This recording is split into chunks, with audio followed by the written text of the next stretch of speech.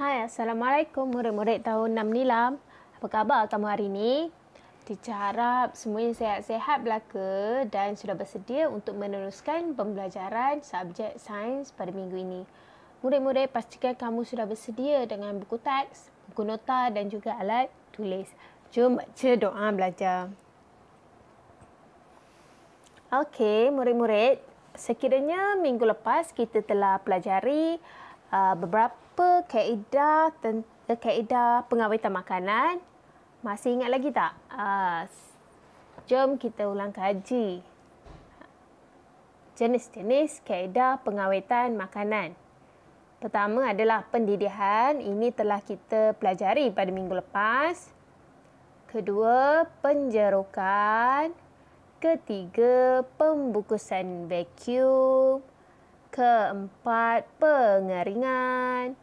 Kelima, penyejuk bekuan dan pendinginan. Ini kita telah pelajari pada minggu lepas. Pada minggu ini, kita akan mempelajari lagi lima lagi kaedah pengawetan makanan. Oleh itu, teacher nak kamu fokus dan buat nota bagi kelima-lima kaedah pengawetan ini. Okey. Kerana pada hujung tajuk ini, kamu akan ada projek yang perlu kamu lakukan untuk tajuk kaedah pengawetan makanan. Okey, dan teacher akan bagi markah. Dan ini juga merupakan aktiviti panitia sains.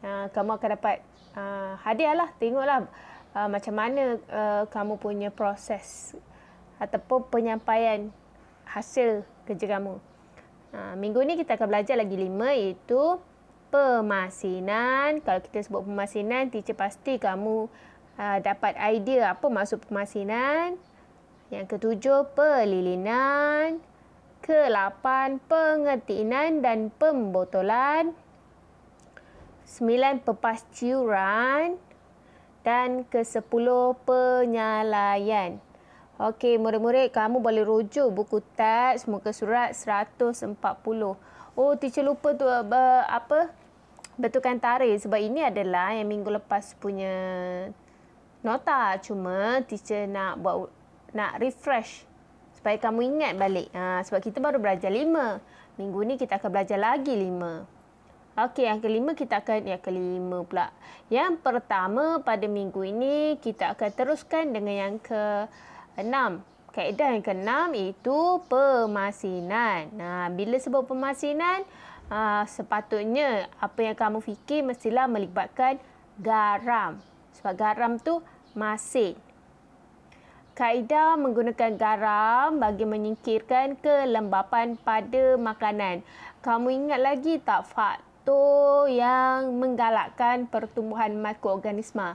Antaranya adalah air, itu kelembapan. Jadi, garam digunakan untuk menyingkirkan kelembapan ataupun air pada makanan. Dan makanan ini ada 2 cara lah pemasinan. Sama ada kita rendam di dalam larutan garam atau kita lumurkan dengan garam. Contoh makanan yang diawet dengan secara pemasinan ialah ikan. Maksudnya kalau kita sebut ikan, ikan masin. Kalau sebut telur, telur masin. Daging, daging masin. Buahan. Ada buah masin ke? Ada sebenarnya, tapi kamu tak sebut buah masin. Dan sayuran. Buah mungkin kamu jarang jumpa, tapi sayur memang ada. Sayur yang direndam dalam larutan garam. Contoh pemasinan ni. Okey. Ini adalah telur masin. Ini adalah salah satu pilihan tahun 6 untuk buat projek kaedah pengawetan makanan. Antara kaedah yang menjadi pilihan lah. Itu telur masin. Ada. Ini ada yang buat dulu. Teacher nak kamu fokus sambil kamu fikir apa projek yang kamu akan pilih. Kaedah apa yang kamu pilih. Okay? Pemasinan. Telur masin. Dan ini adalah ikan masin. Ini nanti cakap sama ada kita guna kaedah rendaman air garam ataupun kita lumur air garam. Ada 2 ya kaedah pemasinan. Ingat. sama ada rendam air garam macam telur masin ataupun lumur garam. Yes, ada telur masin yang warna hitam kamu jumpa dekat pasar tu, itu pun dia disalut dengan garam. Dia tak rendam air garam, itu dia salut dengan garam. Pun kaedah pemasinan juga. Okey.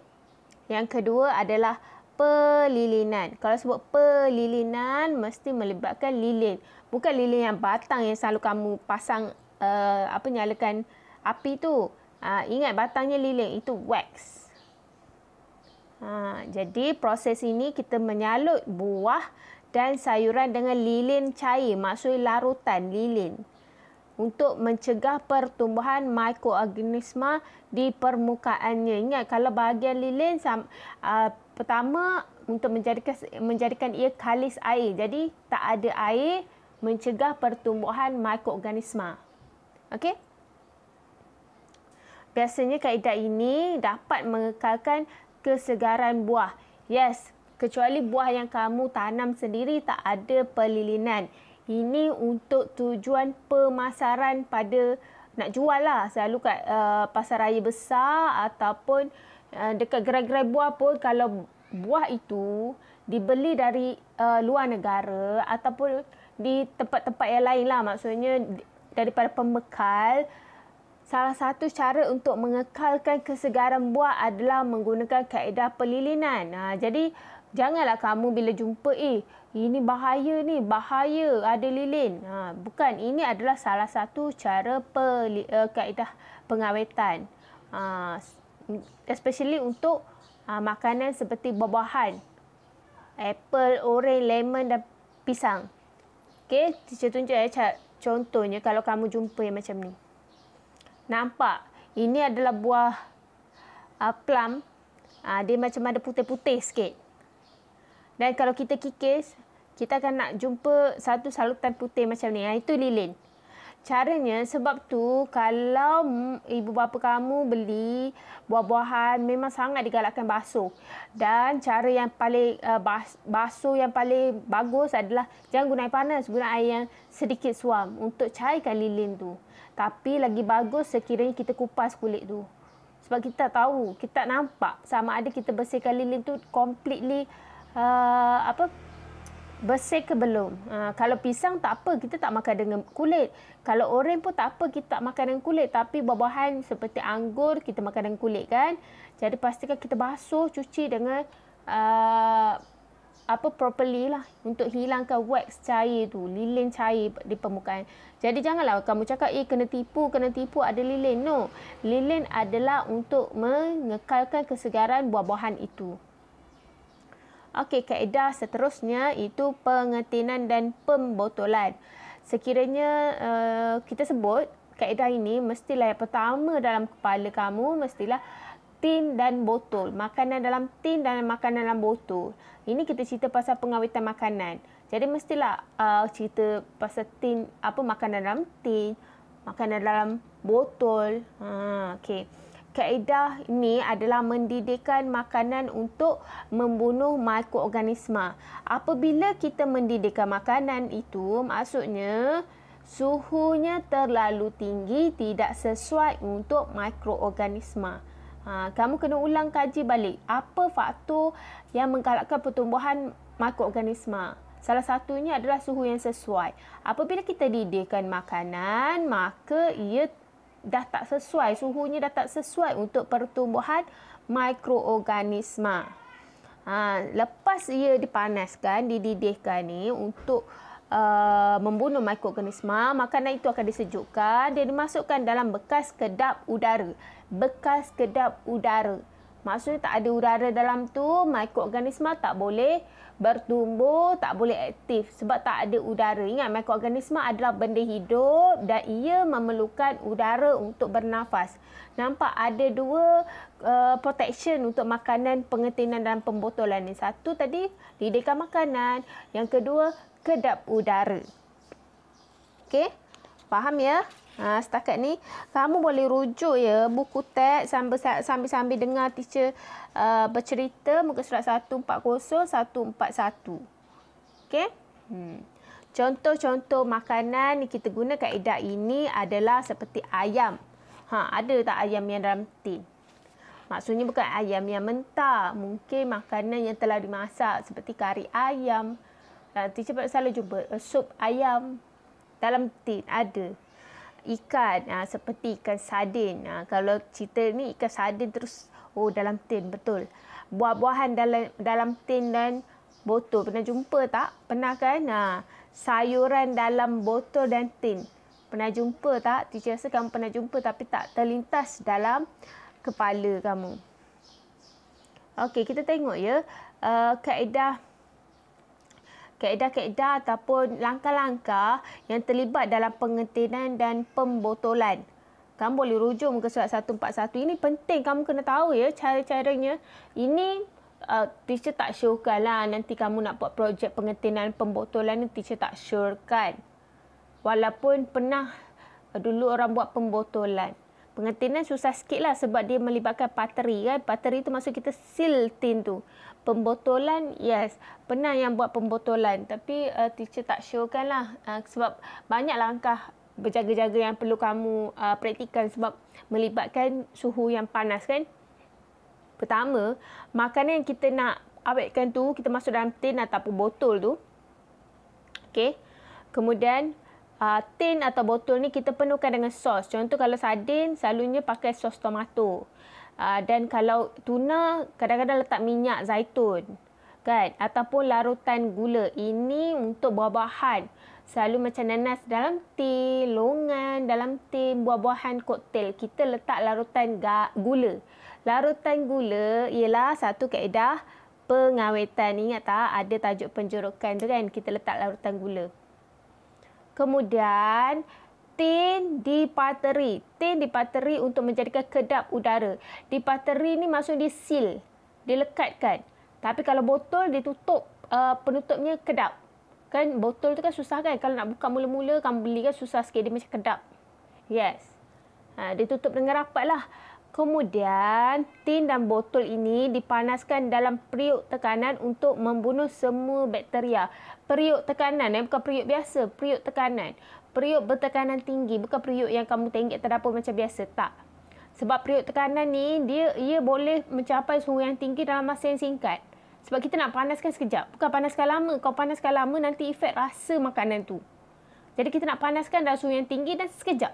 Kalau kita guna periuk biasa, untuk mencapai suhu yang tinggi mengambil masa yang lama. Kita nak panaskan sekejap saja.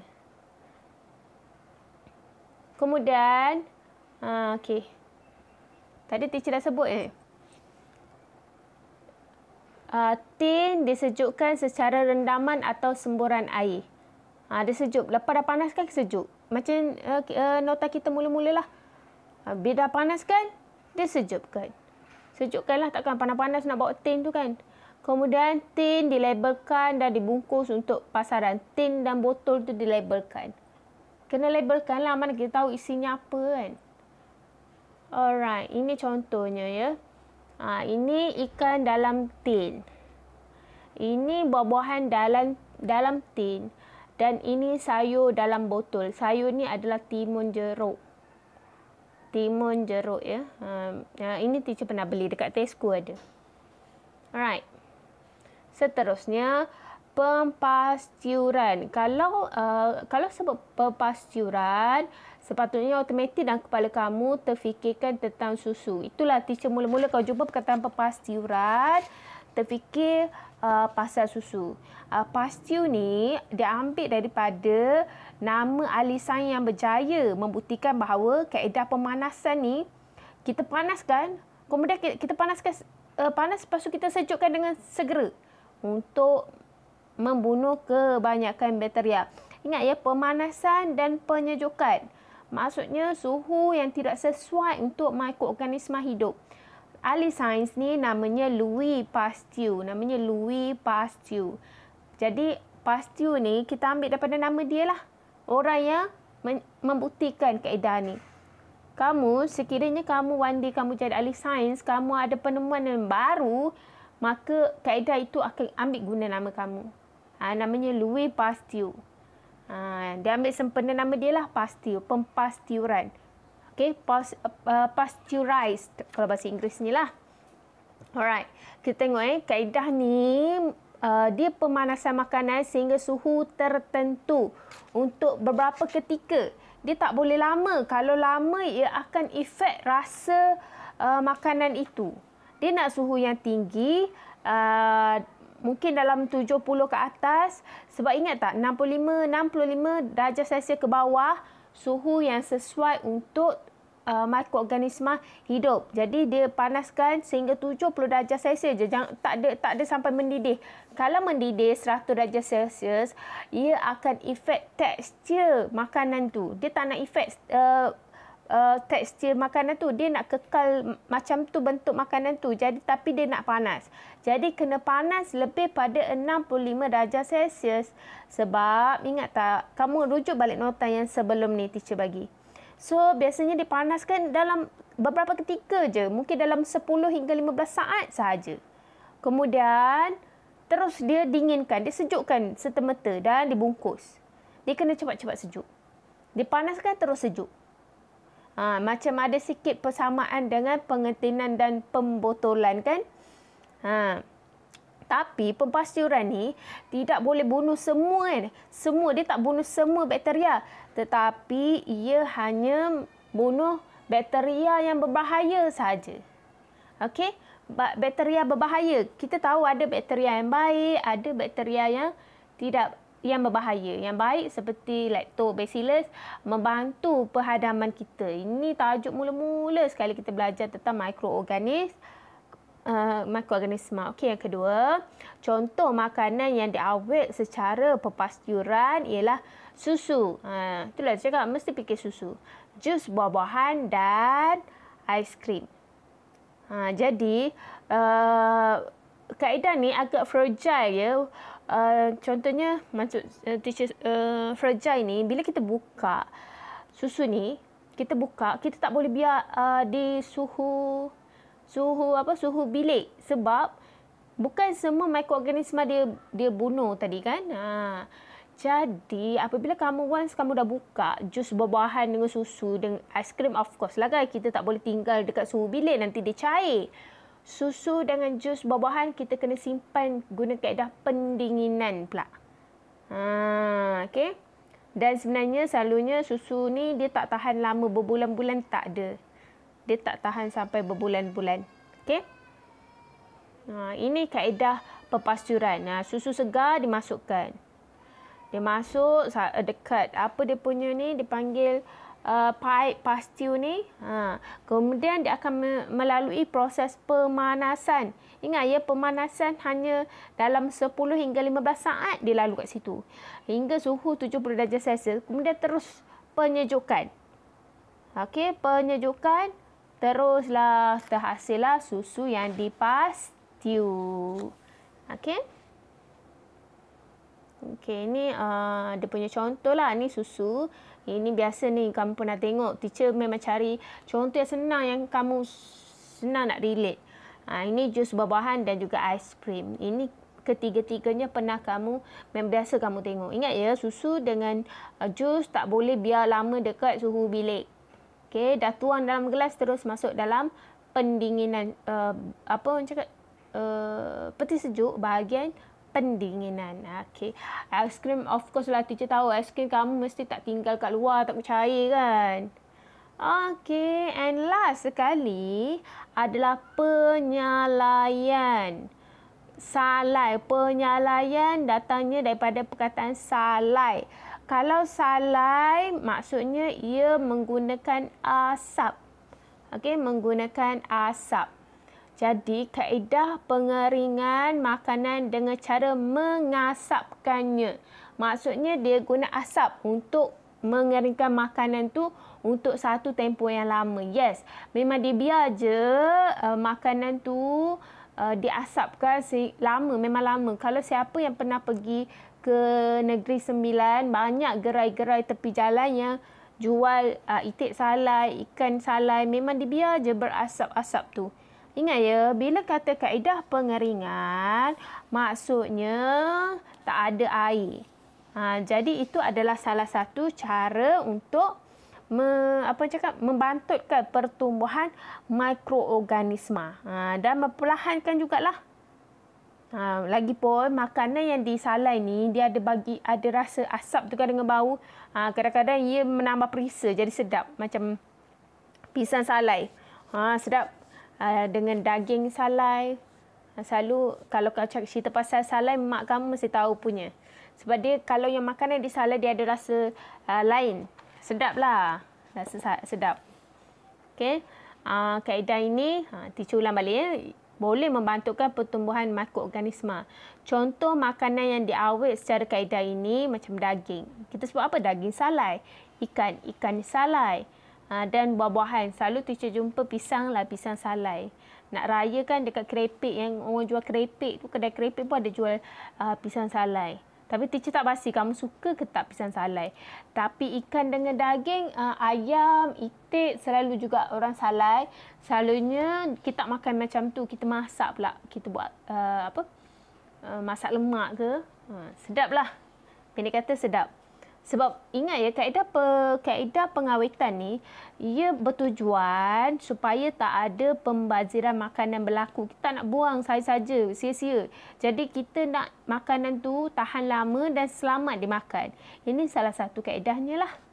Okay. Contohnya ni, ni itik salai. Tak perlu pergi Negeri Sembilan untuk tengok itik salai. Ada dekat, tak silap teacher, Pasir Penambang ke Tanjung Karang tu ada gerai itik salai. Kemudian ini pisang salai. Pisang salai ada jual dekat kedai kerepek, ada jual. Okey, itu sahaja untuk minggu ni. Lama juga ya. Teacher harap kamu siap nota ke-10 kaedah pengawetan makanan. InsyaAllah minggu depan kita akan belajar sikit lagi pasal tajuk ini dan teacher akan buat satu taklimat bagaimana kamu nak menjalankan projek tentang kaedah pengawetan makanan. Ingat ini memang wajib semua orang kena buat. Okey, itu sahaja daripada teacher. InsyaAllah kita akan jumpa lagi minggu depan. Sekian, terima kasih. Assalamualaikum.